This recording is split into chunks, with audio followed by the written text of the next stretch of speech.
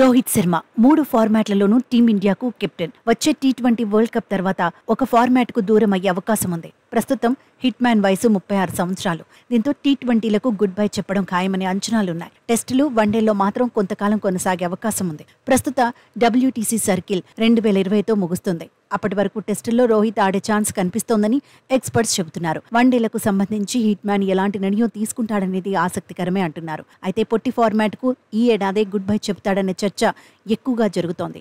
దీంతో పొట్టి క్రికెట్లో hit man వారసుడు ఎవరు అన్నది ఆసక్తికరంగా మారింది. ఈ రేసులో చాలా మంది పేర్లే వినిపిస్తున్నాయి. కొందరు శుభ్మన్ గిల్ అంటున్నారు, మరికొందరు శ్రేయస్ అయ్యర్ అంటున్నారు, ఇంకొందరు రుతురాజ్ గైక్వాడ్ అని, హార్దిక్ పాండ్యా అని చెబుతున్నారు. బూమ్రా కూడా రేసులో ఉంటాడంటున్నారు. ఇలా ఒక్కొక్కరు ఒక్కోలా అభిప్రాయాలు చెబుతున్నారు. కానీ హర్భజన్ మాత్రం టీ20లో రోహిత్కు వారసుడు సంజు శాంసనే అంటున్నాడు. ఈ అంశంపై అనుమానాలు అక్కర్లేదన్నట్టుగా స్పందించాడు. జూన్లో జరగబోయే టీ20 వరల్డ్ కప్ కు కూడా శాంసన్ను ఎంపిక చేయాలన్నాడు.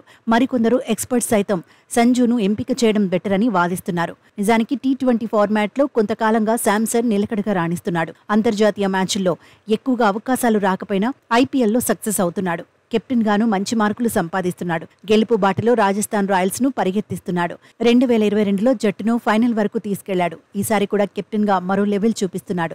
ఆటగాడిగాను బ్యాటింగ్ భారాన్ని మోస్తున్నాడు. ప్లేయర్లలో స్ఫూర్తి నింపుతున్నాడు. ఓపెనర్లు త్వరగా అవుట్ అయినా ఒత్తిడి లేకుండా ఆడుతున్నాడు. యువ ప్లేయర్లు స్వేచ్ఛగా బ్యాటింగ్ చేసేలా చూసుకుంటున్నాడు. సెల్ఫ్లెస్ క్రికెటర్ గా ఇప్పటికే పేరు తెచ్చుకున్నాడు. తన గణాంకాల కంటే అవతలి ఎండ్లోని ప్లేయర్లు అద్భుతంగా రాణించడంపై దృష్టి పెడుతున్నాడు. ముంబై ఇండియన్స్ తో మ్యాచ్లోనూ అదే పని చేశాడు. యశస్వి జైస్వాల్ ను ఎంకరేజ్ చేశాడు.